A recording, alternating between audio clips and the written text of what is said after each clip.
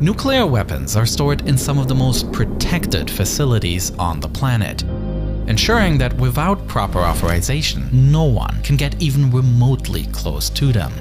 However, sometimes nukes have to be transported from one facility to another, meaning that a weapon with the power to destroy an entire city is now rolling right through one, transported along the very same roads that we all use every day. It is an incredible security challenge, so much that the US government has created an entire agency tasked with this one job.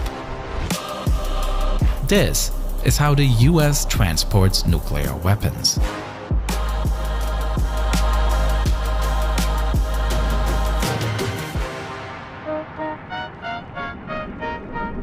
What we see here is a convoy, as it is typically used for the transport of nuclear materials.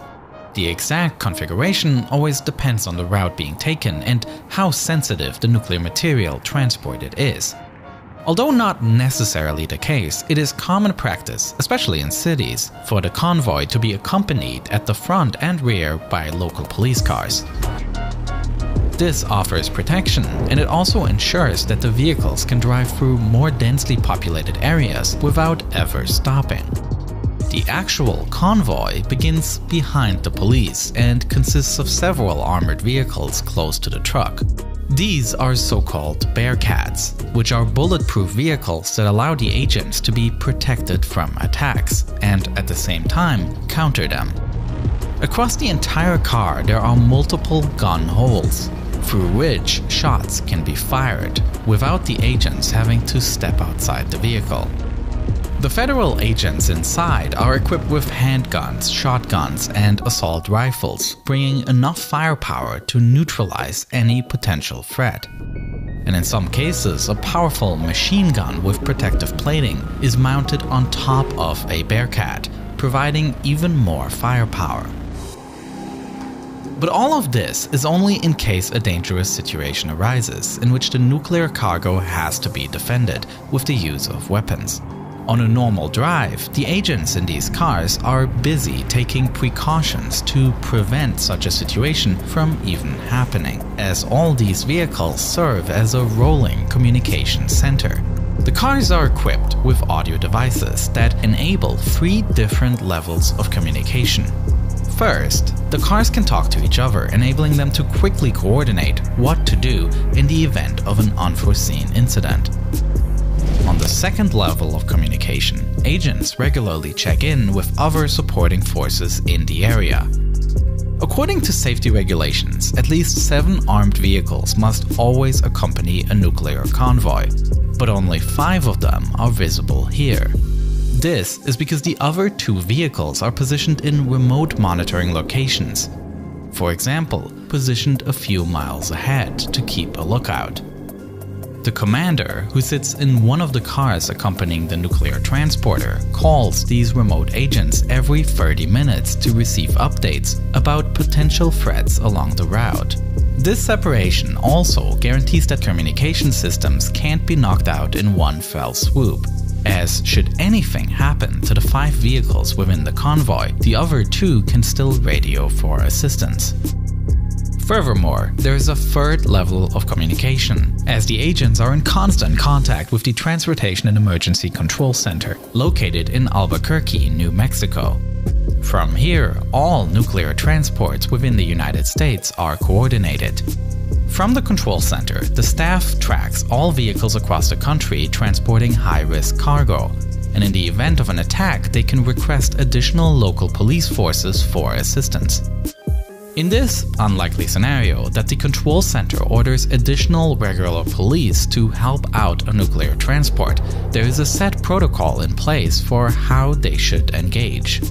The control center establishes a set of passwords and transmits those to the crew of the convoy and through the dispatcher to local police forces arriving on the scene. When the police arrives, both sides shout out their part of the password. Metal Agent, Bravo! Team on!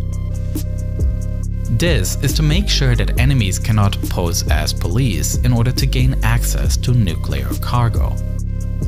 It is just one of countless protocols that outlines exactly how the agents have to act in what scenario, resulting in a thorough system of safety protocols that supplements military force and firepower. In the middle of all these cars is the heart of the convoy, the Safeguard Transporter, a completely custom-made vehicle that is used to transport nuclear bombs. The hull of the truck is made from a sturdy metal, rendering the vast majority of conventional tools ineffective. No amount of cutting or sawing will be enough to break through the hold, nor will any accident be violent enough to crack open the shell and spill any potentially dangerous contents out on the road or countryside. Fire won't do much good either, as the hold is designed to be entirely flame resistant and can hold strong for hours on end. The driver is also safe, as bulletproof glass lines the windshield and windows, and the doors can only be opened from the inside. While its heavy weight of 25 tons could appear to be a disadvantage, prohibiting it from doing quick evasive maneuvers, the security concept for this transporter actually uses the weight to its advantage, as it keeps the vehicle stuck to the road and means an enormous force would be required to tip it on its side. Additionally, should the convoy find itself in a serious emergency, small explosives are rigged to the axle bar under the truck. When detonated, these explosives destroy the axle, bringing the vehicle to a complete stop and making it pretty much immovable. Should anyone try to haul the trailer away, they'd find themselves dragging a large chunk of heavy metal against the road with no wheel support. And access through the doors to the cargo hold is impossible outside of the designated high-security areas, where the United States military holds the electronic keys that unlock the doors. Nonetheless, if for whatever reason someone did break through the doors, the transporter's cargo hold can automatically spray a thick foam on any intruders. This would massively impair their movement and effectively stick them to the ground. If the foam isn't enough, a powerful electric shock can be sent through the cargo hold to knock out any remaining attackers inside. All of these security measures serve to make it virtually impossible for nukes, the most destructive weapons ever created by mankind, to fall into the wrong hands. And none of this is to mention that the entire convoy is watched by 2 US military helicopters prowling the sky, providing a bird's-eye view of the mission. The National Nuclear Security Administration has never lost a single weapon en route to base in its entire history, and given the levels of security each one receives, it's easy to see why.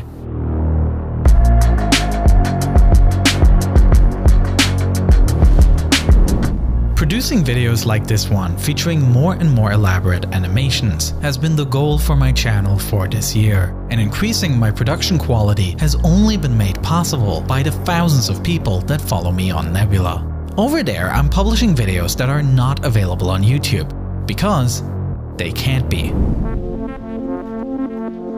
For videos to be able to make ad money on YouTube, they have to be advertiser friendly, which was fine with this topic, but is just not the case with certain subject matters. Such as a video I made about the crash of flight MH17, a civilian airliner that was shot down over eastern Ukraine. Or my video about the Bin Laden raid, detailing how US forces stormed the secret compound of the Al-Qaeda leader in 2011. A fascinating story, but a brutal subject matter doomed to get demonetized. Lots of creators feel that way, and so what we did is we all joined together to build a solution. It's called Nebula, and it's our very own streaming service. Here, I have an exclusive series called Underexposure, and apart from my videos, you get access to larger, more ambitious projects from lots of other creators, as we are all building this streaming site together. So please make sure to check out Nebula. And thank you so much for watching this video.